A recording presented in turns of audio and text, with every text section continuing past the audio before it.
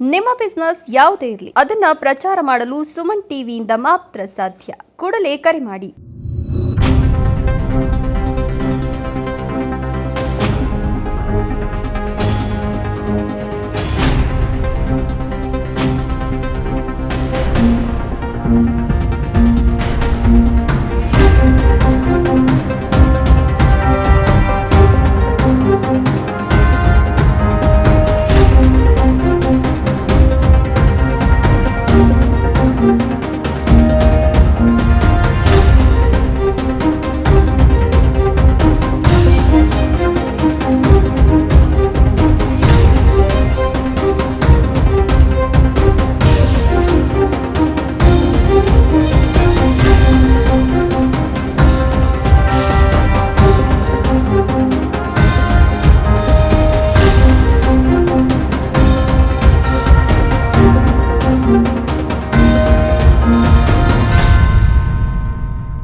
ನಮಸ್ಕಾರ, ನೀವು ನೋಡ್ತಾ ಇರೋದು ಸುಮನ್ ಟಿವಿ ಕನ್ನಡ. ಚಿಕ್ಕಬಳ್ಳಾಪುರದಲ್ಲಿ ಬೆಚ್ಚಿ ಬೀಳಿಸುವ ಅಕ್ರಮ ಆಯಿಲ್ ಮಾಫಿಯಾ ಬಯಲಾಗಿದೆ. ಮಧ್ಯಪ್ರದೇಶ, ರಾಜಸ್ಥಾನ್ ಹಾಗೂ ಗುಜರಾತ್ ರಾಜ್ಯಗಳಿಂದ ಅಕ್ರಮವಾಗಿ ಯೂರಿಯಾ ದಾಸ್ತಾನು ಮಾಡಿಕೊಂಡು ಅದನ್ನ ಬಳಸಿ ನಕಲಿ ಡೀಸೆಲ್ ಆಯಿಲ್ ತಯಾರಿಸುತ್ತಿದ್ದ ದಂಧೆಕೋರರ ಜಾಲವನ್ನ ಅಧಿಕಾರಿಗಳು ಪತ್ತೆ ಹಚ್ಚಿದ್ದಾರೆ. ಪ್ರಸಿದ್ಧ ಕಂಪನಿಗಳ ಹೆಸರಲ್ಲಿ ನಕಲಿ ಆಯಿಲ್ಗಳನ್ನು ತಯಾರಿಸಿ ಮಾರುಕಟ್ಟೆಗೆ ಪೂರೈಕೆ ಮಾಡುತ್ತಿದ್ದ ಆರೋಪ ಕೇಳಿಬಂದಿದೆ. ಈ ಕುರಿತು ಸಂಪೂರ್ಣ ವರದಿ ಎಲ್ಲಿದೆ ನೋಡಿ. ವೀಕ್ಷಕರೇ, ರೈತರಿಗೆ ನ್ಯಾಯಯುತವಾಗಿ ಗೊಬ್ಬರಗಳು ಸಿಗೋದೇ ಕಷ್ಟ. ಅಂಥದ್ರಲ್ಲಿ ಸರ್ಕಾರದಿಂದ ಬರುವ ಗೊಬ್ಬರಗಳನ್ನು ತಮ್ಮ ಲಾಭಕ್ಕಾಗಿ ಬಳಸಿಕೊಳ್ತಿದ್ದಾರೆ. ಚಿಕ್ಕಬಳ್ಳಾಪುರ ಜಿಲ್ಲೆಯಲ್ಲಿ ಅಕ್ರಮ ಆಯಿಲ್ ಮಾಫಿಯಾದ ಕರಾಳ ಮುಖ ಬಯಲಾಗಿದೆ. ಮಧ್ಯಪ್ರದೇಶ, ರಾಜಸ್ಥಾನ್ ಹಾಗೂ ಗುಜರಾತ್ ರಾಜ್ಯಗಳಿಂದ ಅಕ್ರಮವಾಗಿ ಯೂರಿಯಾ ದಾಸ್ತಾನು ಮಾಡಿಕೊಂಡು ಅದನ್ನು ಬಳಸಿ ಡೀಸೆಲ್ ಆಯಿಲ್ ತಯಾರಿಸುತ್ತಿದ್ದ ದಂಧೆಕೋರರ ವಿರುದ್ಧ ಅಧಿಕಾರಿಗಳು ಜಂಟಿ ಕಾರ್ಯಾಚರಣೆ ನಡೆಸಿದ್ದಾರೆ. ಈ ಅಕ್ರಮ ದಂಧೆ ಕುರಿತು ಕೃಷಿ ಇಲಾಖೆಗೆ ಮಾಹಿತಿ ಲಭ್ಯವಾಗಿದ್ದು, ತಕ್ಷಣವೇ ಜಿಲ್ಲಾಧಿಕಾರಿಗಳಿಗೆ ಮಾಹಿತಿ ನೀಡಲಾಗಿದೆ. ಮಾಹಿತಿ ಆಧರಿಸಿ ಪೊಲ್ಯೂಷನ್ ಕಂಟ್ರೋಲ್ ಬೋರ್ಡ್, ಕಂದಾಯ ಇಲಾಖೆ, ಕೃಷಿ ಇಲಾಖೆ ಹಾಗೂ ಅಳತೆ ಮತ್ತು ತೂಕ ಇಲಾಖೆಯ ಅಧಿಕಾರಿಗಳು ಜಂಟಿಯಾಗಿ ಕಾರ್ಯಾಚರಣೆಗೆ ಮುಂದಾಗಿದ್ದಾರೆ. ಜೂನ್ 7ರಂದು ದೊರೆತ ಖಚಿತ ಮಾಹಿತಿ ಮೇರೆಗೆ ತಡರಾತ್ರಿ ಸುಮಾರು 10ರಿಂದ 10:30ರ ವೇಳೆಗೆ ಜಿಲ್ಲಾಧಿಕಾರಿ ಹಾಗೂ ಜಿಲ್ಲಾ ಪೊಲೀಸ್ ವರಿಷ್ಠಾಧಿಕಾರಿಗಳ ನೇತೃತ್ವದಲ್ಲಿ ವಿವಿಧ ಇಲಾಖೆಗಳ ಅಧಿಕಾರಿಗಳು ಸ್ಥಳಕ್ಕೆ ದಾಳಿ ನಡೆಸಿದ್ದಾರೆ. ಚಿಕ್ಕಬಳ್ಳಾಪುರ ಹೊರವಲಯದ ಚದಲಾಪುರ ಸಮೀಪ ಕಾರ್ಯನಿರ್ವಹಿಸುತ್ತಿದ್ದ ಘಟಕದಲ್ಲಿ ಪಿಸಿಎಸ್ಸಿ ಜೆಡ್ ಪ್ರೈವೇಟ್ ಲಿಮಿಟೆಡ್ ಎಂಬ ಟ್ಯಾಗ್ಲೈನ್ ಅಡಿಯಲ್ಲಿ ನಕಲಿ ಆಯಿಲ್ ತಯಾರಿಕೆ ನಡೆಯುತ್ತಿರುವುದು ಬೆಳಕಿಗೆ ಬಂದಿದೆ. ಇನ್ನು ಆತಂಕಕಾರಿ ಸಂಗತಿ ಅಂದರೆ ಗಲ್ಫ್, ಭಾರತ್ ಬೆಂಜ್, ಟಾಟಾ ಸೇರಿದಂತೆ ಹಲವು ಪ್ರಸಿದ್ಧ ಕಂಪನಿಗಳ ಹೆಸರಲ್ಲಿ ನಕಲಿ ಆಯಿಲ್ಗಳನ್ನು ತಯಾರಿಸಿ ಮಾರುಕಟ್ಟೆಗೆ ವಿತರಣೆ ಮಾಡಲಾಗುತ್ತಿತ್ತು ಎಂಬ ಆರೋಪ ಕೇಳಿಬಂದಿದೆ. ಯಾವುದೇ ಅಧಿಕೃತ ಪರವಾನಗಿ ಪಡೆಯದೆ ಕೈಗಾರಿಕೆಯನ್ನು ನಡೆಸುತ್ತಿದ್ದ ದಂಧೆಕೋರರು ಅಪಾರ ಪ್ರಮಾಣದಲ್ಲಿ ಕಚ್ಚಾ ವಸ್ತುಗಳನ್ನು ದಾಸ್ತಾನು ಮಾಡಿಟ್ಟಿರುವುದು ಅಧಿಕಾರಿಗಳ ಪರಿಶೀಲನೆಯಲ್ಲಿ ಪತ್ತೆಯಾಗಿದೆ. ಜಂಟಿ ಕಾರ್ಯಾಚರಣೆಯನ್ನು ಮಾಡಿದಿರಿ, ಏನೆಲ್ಲ ಮಾಹಿತಿ ಮೇರೆಗೆ ನೀವು ಯಾವ ರೀತಿಯ ಒಂದು ಮಾಹಿತಿಗಳನ್ನು ಅದೇ ಈಗ ಇಲ್ಲಿ ಇಲಿಗಲ್ ಇಲಿಸಿಟ್ ಆಕ್ಟಿವಿಟೀಸ್ ನಡೀತಾ ಇದೆ ಅಂತ ಮಾಹಿತಿ ಬಂತು. ಅಂದ್ರೆ ಅಗ್ರಿಕಲ್ಚರ್ ಯೂರಿಯಾ ಏನು ಡೀಸೆಲ್ ಆಯಿಲ್ ಮ್ಯಾನುಫ್ಯಾಕ್ಚರಿಂಗ್ ಬಳಸ್ತಾ ಇದ್ದಾರೆ ಅಂತ. ಅಗ್ರಿಕಲ್ಚರ್ ಯೂರಿಯಾ ಒಂದು 215 ಬ್ಯಾಗ್ಸ್ ಅಷ್ಟು ಸಿಕ್ಕಿದೆ ಇಲ್ಲಿ, ಅಂಡ್ ಕಮರ್ಷಿಯಲ್ ಒಂದು 400 ಅಷ್ಟು ಇದೆ. ಸೊ ನೆಕ್ಸ್ಟ್ ಇದ್ರ ಮೇಲೆ ಒಂದು FIR ಆಗುತ್ತೆ. ಈ ತರ ಅಗ್ರಿಕಲ್ಚರ್ ಯೂರಿಯಾನ ಡಿಫ್ರೆಂಟ್ ಪರ್ಪಸ್ಗೆ ಬಳಕೆ ಮಾಡ್ತಿದ್ದಾರೆ ಅಂತ. ಸೊ ಅದಾದ್ಮೇಲೆ ಏನ್ ಕ್ರಮ ವಹಿಸ್ಬೇಕು ಅದನ್ನ ವಹಿಸ್ತೀವಿ. ಮೇಡಮ್, ಇದು ಮಾಡ್ತಾ ಇರ್ತಕ್ಕಂಥವ್ರು ಯಾರು, ಏನು ಮಾಹಿತಿ ಸಿಕ್ಕಿದೆ? ಇಲ್ಲ, ಇಲ್ಲಿ ಇದ್ದವರು ಇಬ್ರು ಇವಾಗ ಪರಾರಿ ಆಗಿದ್ದಾರೆ. ಯಾರು ಇಲ್ಲಿ ವರ್ಕ್ ಮಾಡ್ತಿದ್ರು ಅವರು. ಬಟ್ ಓನರ್ ಅನ್ನೋರು ಉಮೇಶ್ ಅನ್ನೋರು ಕಾಂಟ್ಯಾಕ್ಟ್ ಸಿಕ್ಕಿದ್ದಾರೆ. ಅವ್ರು ರೆಂಟಲ್ ಅಗ್ರಿಮೆಂಟ್ ತಗೊಂಡ್ ಬರ್ತೀವಿ ಅಂತ ಹೇಳಿದ್ದಾರೆ. ಅದು ಬಿಟ್ಟು ಸದ್ಯಕ್ಕೆ ಏನು ಮಾಹಿತಿ. ಈ ಬಿಲ್ಡಿಂಗ್ ಓನರ್ ಮೇಲೆ FIR ಆಗುತ್ತಾ, ಇಲ್ಲ ಈ ದಂಧೆ ನಡೆಸ್ತಾ ಇರೋರ ಮೇಲೆ? ಅಲ್ಲ, ಅದೇ ಕಾನೂನಲ್ಲಿ ಏನ್ ಅವಕಾಶ ಇದೆ ಅದ್ ನೋಡ್ಕೊಂಡು ಯಾರ ಮೇಲೆ ಆಕ್ಷನ್ ಆಗ್ಬೇಕು ಆಗುತ್ತೆ. ಮೇಡಮ್, ಈ ರೀತಿ ಕೃಷಿಗೆ ಬಳಕೆ ಮಾಡುವಂತ ಯೂರಿಯಾನ ಈ ರೀತಿ ಬೇರೆ ಬೇರೆ ದಂಧೆಗಳಿಗೆ ಯೂಸ್ ಮಾಡೋದ್ರಿಂದ ರೈತರ ಮೇಲೆ ಯಾವ ರೀತಿ ಪರಿಣಾಮ ಆಗುತ್ತೆ? ಅದೇ ಇಲ್ಲಿ ಇವಾಗ ಮೇಲ್ನೋಟಕ್ಕೆ ಆ ಬ್ಯಾಗ್ ಮೇಲೆ ಕಂಡು ಬಂದಿರೋದು ಇದು ರಾಜಸ್ಥಾನಿಂದ ಬಂದಿದೆ ಅಂತ.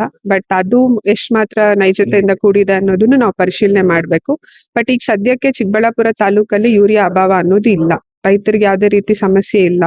ಸೊ ನೋಡ್ಕೊಂಡು ಅದ್ರ ಮೇಲೆ ಏನ್ ಆಕ್ಷನ್ ತಗೋಬೇಕು ತಗೋಬೇಕು. ಮೇಡಮ್, ಅಷ್ಟು ದೂರದಿಂದ ಯೂರಿಯಾ ಸಾಗಾಟ ಮಾಡ್ತಿರ್ಬೇಕಾದ್ರೆ ಸಾರಿಗೆ ಇಲಾಖೆ ಮತ್ತೆ ನೆಕ್ಸ್ಟ್ ಅದಕ್ಕೆ ಸಂಬಂಧಪಟ್ಟಂತ ಇಲಾಖೆಗಳು ಯಾರು ಕಣ್ಮುಚ್ಕೊಂಡು ಕುಳಿತಿದ್ರು? ಅಲ್ಲ, ಅದನ್ನೇ ಪರಿಶೀಲನೆ ಮಾಡೋಣ. ಅದ್ರ ಮೇಲೆ ರಾಜಸ್ಥಾನ್ ಅಂತ ಇದೆ, ಬಟ್ ಎಲ್ಲಿಂದ ಬರ್ತಾ ಇದೆ ಏನು ಅನ್ನೋದು ಇನ್ವೆಸ್ಟಿಗೇಷನ್ ಅಲ್ಲಿ ಗೊತ್ತಾಗುತ್ತೆ. ಮೇಡಮ್, ಎಷ್ಟು ವರ್ಷದಿಂದ ನಡೆಸ್ತಾ ಇದ್ದಾರೆ? ಸದ್ಯಕ್ಕೆ ಇದು 1 ತಿಂಗಳಿಂದ ಅನ್ನೋದು ಗಮನಕ್ಕೆ ಬಂದಿದೆ. ರೆಂಟಲ್ ಅಗ್ರಿಮೆಂಟ್ ಅದೆಲ್ಲ ಡಾಕ್ಯುಮೆಂಟ್ ಪರಿಶೀಲನೆ ಮಾಡಿದಾಗ ಗೊತ್ತಾಗುತ್ತೆ. ಕಂಪ್ಲೀಟ್ ವಿವರ ಕೊಡ್ತೀವಿ. ಈ ಒಂದು ಇದರಲ್ಲಿ ಇನ್ವೆಸ್ಟಿಗೇಟ್ ಯಾವ ಡಿಪಾರ್ಟ್ಮೆಂಟ್ ಇದೆ? ನಾವು ರೆವೆನ್ಯೂ ಅವ್ರು ಇದೀವಿ, ಮಾನ್ಯ ಜಿಲ್ಲಾಧಿಕಾರಿಗಳು ಮಾನ್ಯ ಉಪವಿಭಾಗಾಧಿಕಾರಿಗಳನ್ನು ಈಗ ವಿಸಿಟ್ ಮಾಡಿದ್ದಾರೆ. ಅಂಡ್ ಮಾಜರ್ ಕಾಪಿ ಒಂದು ಡ್ರಾ ಮಾಡ್ತೀವಿ ನಾವು, ಎಲ್ಲೆಲ್ಲ ಎಷ್ಟೆಷ್ಟು ಬ್ಯಾಗ್ಸ್ ಇದೆ ಅಂತ. ಅಂಡ್ ಪೊಲೀಸ್ ಅವರು SP ಸರ್ ವಿಸಿಟ್ ಮಾಡಿದ್ದಾರೆ. ಅಂಡ್ ಇಂಡಸ್ಟ್ರಿ ಅವ್ರು ಬಂದಿದ್ದಾರೆ, JD ಅಗ್ರಿಕಲ್ಚರ್ ಅವ್ರು ಬಂದಿದ್ರು. ಅಂಡ್ ಇನ್ನು ಬೇರೆ ಬೇರೆ ಇಲಾಖೆಯವ್ರು ಯಾರ್ಯಾರು ಸಂಬಂಧಪಟ್ಟಿದ್ದಾರೆ ಅವರೆಲ್ಲ ಬಂದು ವೆಯ್ಟ್ಸ್ ಅಂಡ್ ಮೆಷರ್ಮೆಂಟ್ಸ್ ಅವ್ರು ಬಂದಿದ್ದಾರೆ, ಯಾವ ರೀತಿ ಇಲ್ಲಿ ಇದಾಗ್ತಾ ಇದೆ ಅಂತ. ಅಂಡ್ ಪೊಲ್ಯೂಷನ್ ಕಂಟ್ರೋಲ್ ಬೋರ್ಡ್ ಅವ್ರು ಬಂದಿದ್ದಾರೆ. ಸೊ ಎಲ್ಲಾ ಇಲಾಖೆಗೆ ಸಂಬಂಧಪಟ್ಟ ಎಲ್ಲಾ ಇಲಾಖೆಗಳು ಇದ್ದು ಮಾಜರ್ ಮಾಡ್ತಾ ಇದ್ದಾರೆ. ಮೇಡಮ್, ಈ ದಂಧೆಗೆ ಮೂಲ ಕಾರಣ ಪೆಟ್ರೋಲ್ ಮತ್ತು ಡೀಸೆಲ್ ಬೆಲೆ ಏರಿಕೆ. ಇಲ್ಲ ಆತರ ಇಲ್ಲ ಅನ್ಸುತ್ತೆ. ನನ್ನ ಹೆಸರು ಆಬಿದ್ SS ಅಂತೇಳಿ, ಜಂಟಿ ಕೃಷಿ ನಿರ್ದೇಶಕರು, ಚಿಕ್ಕಬಳ್ಳಾಪುರ ಜಿಲ್ಲೆ. ದಿನಾಂಕ 7/6/26 ಸಾಯಂಕಾಲ ಸುಮಾರು ಒಂದು 9:15 ಗಂಟೆಗೆ ನಮ್ಮ ಕಚೇರಿಯ ಸಹಾಯಕ ಕೃಷಿ ನಿರ್ದೇಶಕರು ಜಾರಿದಾಳನ್ ಅವ್ರಿಗೆ ಒಂದು ಮೆಸೇಜ್ ಬರುತ್ತೆ, ಮಾಹಿತಿ ಬರುತ್ತೆ. ಈ ತರ ಕೃಷಿ ಬಳಕೆಗೆ ಯೂರಿಯಾ ಏನಿದೆ ಅಗ್ರಿಕಲ್ಚರ್ ಪರ್ಪಸ್ ಟು ಬೇರೆ ಇಂಡಸ್ಟ್ರಿಯಲ್ ಪರ್ಪಸ್ಗೆ, ಕೈಗಾರಿಕೆ ಪರ್ಪಸ್ಗೆ ಈಗ ಚದಲ್ಪುರ ಗ್ರಾಮದಲ್ಲಿ ಯೋಜನೆ ನಡೀತಾ ಇದೆ ಅಂತ ನಮ್ಮ ಮಾಹಿತಿ ಬಂದ್ಮೇಲೆ ನಮ್ಮ ಅಧಿಕಾರಿಗಳು ನಿನ್ನೆ ರಾತ್ರಿನೇ ಬಂದು ಎಲ್ಲ ಸೀಸ್ ಮಾಡಿಸಿ, ಪೊಲೀಸ್ ಇಲಾಖೆಯಿಂದನೂ ಸಹಕಾರ ತಗೊಂಡು ಸೀಸ್ ಮಾಡಿದ್ದೀವಿ. ಇವತ್ತು ಬೆಳಗಿಂದ ಕಾರ್ಯಾಚರಣೆ ಶುರು ಮಾಡಿದ್ದೀವಿ. ಸುಮಾರು ಒಂದು 260 ಬ್ಯಾಗ್ಸ್ ಈ 4 company, Shriram fertilisers and chemicals limited ಅಂತೇಳಿ ಗುಜರಾತ್ ಕಂಪ್ನಿ, ಇನ್ನೊಂದು GNFC ಅಂತೇಳಿ GNFC Gujarat company, Shriram fertilisers and chemicals limited ಅಂತೇಳಿ ಇದು ರಾಜಸ್ಥಾನ್ ಕಂಪ್ನಿ, ಇನ್ನೊಂದು ನ್ಯಾಷನಲ್ ಫರ್ಟಿಲೈಸರ್ಸ್ ಲಿಮಿಟೆಡ್ ಅಂತೇಳಿ ಇದು MP ಇಂದ ಇದೆ. ಈ 3 ಕಂಪ್ನಿಯಿಂದ ಸುಮಾರು 260 ಬ್ಯಾಗ್ಸ್ ಕೃಷಿಗೆ ಹೋಗೋ ಒಂದು ಯೂರಿಯಾನ, ಸಬ್ಸಿಡೈಸ್ ಯೂರಿಯಾನ ಬೇರೆ ಕೆಲಸಕ್ಕೆ ಇಂಡಸ್ಟ್ರಿಯಲ್ ತಗೊಂಡು ಮಾಡ್ತಾ ಇದ್ದಾರೆ. ಇಲ್ಲಿ ಬಂದು ನಾವು ನೋಡಿದಾಗ ಇಲ್ಲಿ ಇಂಡಸ್ಟ್ರಿಯಲ್ ಪರ್ಪಸ್ಗೆ ಯೂಸ್ ಮಾಡೋ ಯೂರಿಯಾನು ಇದಾವೆ, ಅದ್ರ ಜೊತೆ ಸಬ್ಸಿಡೈಸ್ ಯೂರಿಯಾನು ಇದೆ. ಇದು ಏನ್ ಮಾಡ್ತಾ ಇದ್ದಾರೆ, ಫೇಕ್ ಆಗಿ ಮಾಡ್ತಾ ಇದ್ದಾರೆ ಅಂತ ನಮ್ಗೆ ಒಂದು ಇದು ಮಾಹಿತಿ. ಏನಂದ್ರೆ ಈಗ ಇಲ್ಲಿ 4 ಕಂಪ್ನೀಸ್ DEF ಅಂತ ಏನು BS6 ಇದಾಗ್ತಾರೆ ಡೀಸೆಲ್ ಇಂಜಿನ್ಸ್ಗೆ, BS6 ಏನು ಪೊಲ್ಯೂಷನ್ ಕಂಟ್ರೋಲ್ ಅವರು ಹಾಕ್ತಾರೆ, ಅದನ್ನು ಕೂಡ ಮ್ಯಾನುಫ್ಯಾಕ್ಚರ್ ಮಾಡ್ತಾ ಇದ್ದಾರೆ. Bharat Benz company, Tata company ಇದು, ಆಮೇಲೆ ಗಲ್ಫ್, ಇಂಥವೆಲ್ಲ ಮಾಡ್ತಾ ಇದ್ದಾರೆ. ಇದು ಕೂಡ ಫೇಕ್. ಇಲ್ಲ ಬೇರೆ ಬೇರೆ ಮಾನ್ಯ ಜಿಲ್ಲಾಧಿಕಾರಿಗಳ ನಿರ್ದೇಶನದಂತೆ ನಮ್ಮ ಜಿಲ್ಲೆಯ ಎಲ್ಲ ಬೇರೆ ಬೇರೆ ಇಲಾಖೆಗಳು ಯಾವ್ಯಾವ ಬರುತ್ತೆ, ನಮಗೂ ಫರ್ಟಿಲೈಸರ್ ಕಂಟ್ರೋಲ್ ಆರ್ಡರ್ ಅಂತೇಳಿ ಕೃಷಿ ಇಲಾಖೆಗೆ ಬರುತ್ತೆ. ಅದ್ರ ಪ್ರಕಾರ ನಾವು ಏನಿದೆ ನಾವು ಸ್ಯಾಂಪಲ್ಸ್ ಮಾದರಿಗಳು ಡ್ರಾ ಮಾಡಿ ಕಳಿಸ್ಕೊಡ್ತೀವಿ.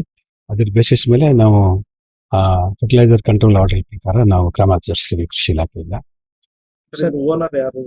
ಓನರು ನಾವು ಹೇಳಿದೀವಿ ಅವ್ರಿಗೆ ಬರಕ್ಕೆ, ಇನ್ನೂ ಬಂದಿಲ್ಲ. ಅವ್ರ ಹೆಸರು, ಓನರ್ ಹೆಸರು ಗೊತ್ತಿಲ್ಲ. ಓನರ್ ಹೆಸರು, ಕಂಪ್ನಿ ಈ ಕೆಲಸ ಈ ದಂಧೆ ಮಾಡ್ತಕ್ಕಂತ ಓನರ್ ಯಾರು? ಅದು ನಿನ್ನೆನೆ ಫರಾರಿ ಆಗ್ಬಿಟ್ಟಿದ್ದಾನೆ, ರಾತ್ರಿನೇ ಫರಾರಿ ಆಗ್ಬಿಟ್ಟಿದ್ದಾನೆ. ಇಲ್ಲ ಸ್ಥಳೀಯರ, ಹೊರಗಡೆ ಇರೋರ? ಸ್ಥಳೀಯರು ಇಲ್ಲ, ಇವರು ಖಂಡಿತ ಇಲ್ಲ, ಬೇರೆ ರಾಜ್ಯದಿಂದ ಬಂದಿದ್ದಾರೆ. ಸರ್, ಇದು ಬೇರೆ ರಾಜ್ಯಗಳಿಂದ ಯೂರಿಯಾ ಬರ್ತಾ ಇದೆ, ಲೋ ಗ್ರೇಡ್ ಆಯಿಲ್ ಇರೋದ್ರಿಂದ ತೊಂದರೆ ಆಗೇ ಆಗುತ್ತೆ. ಸೊ ಹಂಗಾಗಿ ಕನ್ಸರ್ನ್ ಇಲಾಖೆಗಳು ಅದ್ರ ಮೇಲೆ ಯಾರು ಮ್ಯಾನುಫ್ಯಾಕ್ಚರ್ ಮಾಡಿದಾರೋ ಅವ್ರ ಮೇಲೆ ಕ್ರಮ ತೆಗೆದು. ಸರ್, ಯೂರಿಯಾ ಅಭಾವ ಜಾಸ್ತಿ ಆಗ್ತಿರೋದು ಈ ತರದ ದಂಧೆಗಳಿಂದ. ಈಗ ಕೃಷಿಗೆ ತುಂಬಾ ಅಲ್ಲ, ನಮ್ಮ ಚಿಕ್ಕಬಳ್ಳಾಪುರದಲ್ಲಿ ಸದ್ಯಕ್ಕೇನು ಯೂರಿಯಾ ಅಭಾವ ಯಾವ್ದು ಇಲ್ಲ. ಬಟ್ ಏನು ಅಂದ್ರೆ ಇದು ಅಗ್ರಿಕಲ್ಚರ್ ಯೂರಿಯಾ ಅಂತ ಬರ್ದಿದೆ, ಬಟ್ ಅದು ಇಂಪೋರ್ಟೆಡ್ ಫ್ರಮ್ ರಾಜಸ್ಥಾನ್ ಅಂತ ಅದ್ರ ಮೇಲೆ ಇದೆ. ಈಗ ನಮ್ಮ ಯೂರಿಯಾನ ಅಂದ್ರೆ ಇಲ್ಲಿ ಯೂರಿಯಾನ ಅಥವಾ ಆಚೆಯಿಂದ ಬಂದಿದೆಯಾ ಅದನ್ನ ಚೆಕ್ ಮಾಡ್ಕೋಬೇಕಾಗುತ್ತೆ. ಈಗ ಅದನ್ನೇ ಸ್ಯಾಂಪಲ್ ಕಳಿಸ್ತಾ ಇದಾರೆ, ಲ್ಯಾಬಿಗೆ ಕಳಿಸಿದ್ರೆ ಗೊತ್ತಾಗ್ತದೆ. ಸರ್, ಇದು ನಕಲಿನ ಅಥವಾ ಮ್ಯಾನುಫ್ಯಾಕ್ಚರ್ ಮಾತ್ರ ಮಾಡ್ತಿದ್ದಾರೆ ಸರ್? ನಕಲಿನೇ. ಏನ್ ಪ್ರಿಸ್ಕ್ರೈಬ್ ಪ್ರೋಟೋಕಾಲ್ ಇಲ್ಲ. ಈಗ ಬೇರೆ ಬೇರೆ ಟಾಟಾ ಮೋಟಾರ್ಸ್ ಮತ್ತೆ ಗಲ್ಫ್ ಏಲ್ ಆಯಿಲ್ಸ್ ಈ ತರ ಬೇರೆ ಬೇರೆ ನಕಲಿ ಬ್ರ್ಯಾಂಡ್ಗಳನ್ನ ಇವ್ರು ಸೃಷ್ಟಿ ಮಾಡಿ ಮಾಡ್ತಾರೆ. ಇಲ್ಲೇ ತಯಾರು ಮಾಡ್ತಿದ್ದಾರೆ ಸರ್? ಇಲ್ಲೇ ಮಾಡ್ತಾ ಇರೋದು ಕಂಡು ಬಂದಿದೆ ಈಗ ಮೇಲ್ನೋಟಕ್ಕೆ. ಸರ್, ಇದೆಲ್ಲ ಎಲ್ಲಿಗೆ ಎಕ್ಸ್ಪೋರ್ಟ್ ಆಗ್ತಿದೆ, ಇಲ್ಲ ಸ್ಥಳೀಯವಾಗಿ ಸೊ ಅದ್ರ ಬಗ್ಗೆ ಏನ್ ಮಾಹಿತಿ ಇನ್ನೂ ಇಲ್ಲ. ಈಗೇನ್ ತನಿಖೆ ಮಾಡಿದ ನಂತರ ಗೊತ್ತಾಗುತ್ತೆ. ದಾಳಿ ವೇಳೆ ಘಟಕದಲ್ಲಿದ್ದ ಯೂರಿಯಾ ಸಂಗ್ರಹ, ನಕಲಿ ಆಯಿಲ್ ತಯಾರಿಕೆಗೆ ಬಳಸಲಾಗುತ್ತಿದ್ದ ಯಂತ್ರೋಪಕರಣಗಳು ಹಾಗೂ ಇತರ ದಾಖಲೆಗಳನ್ನು ಅಧಿಕಾರಿಗಳು ಪರಿಶೀಲನೆ ನಡೆಸಿದ್ದು, ಪ್ರಕರಣಕ್ಕೆ ಸಂಬಂಧಿಸಿದಂತೆ ಹೆಚ್ಚಿನ ತನಿಖೆ ಮುಂದುವರೆದಿದೆ. ಚಿಕ್ಕಬಳ್ಳಾಪುರ ಜಿಲ್ಲೆಯಲ್ಲಿ ಪತ್ತೆಯಾಗಿರುವ ಈ ಅಕ್ರಮ ಆಯಿಲ್ ಮಾಫಿಯಾ ಪ್ರಕರಣ ಸಾರ್ವಜನಿಕರ ಸುರಕ್ಷತೆ ಹಾಗೂ ಪರಿಸರದ ಮೇಲೆ ಗಂಭೀರ ಪರಿಣಾಮ ಬೀರುವ ಸಾಧ್ಯತೆ ಇರೋದ್ರಿಂದ ಸಂಬಂಧಪಟ್ಟ ಇಲಾಖಾಧಿಕಾರಿಗಳು ಕಾನೂನು ಕ್ರಮ ಕೈಗೊಳ್ಳಲು ಮುಂದಾಗಿದ್ದಾರೆ. ನೋಡಿದ್ರಲ್ಲ ವೀಕ್ಷಕರೇ, ಇಂಥ ಪಾಪಿಗಳನ್ನ ಏನ್ ಮಾಡಬೇಕು ಅನ್ನೋದು ನಿಮಗೆ ಬಿಟ್ಟಿರೋದು. ನಿಮ್ಮ ಸಂದೇಶವನ್ನ ಕಮೆಂಟ್ ಮೂಲಕ ತಿಳಿಸಿ.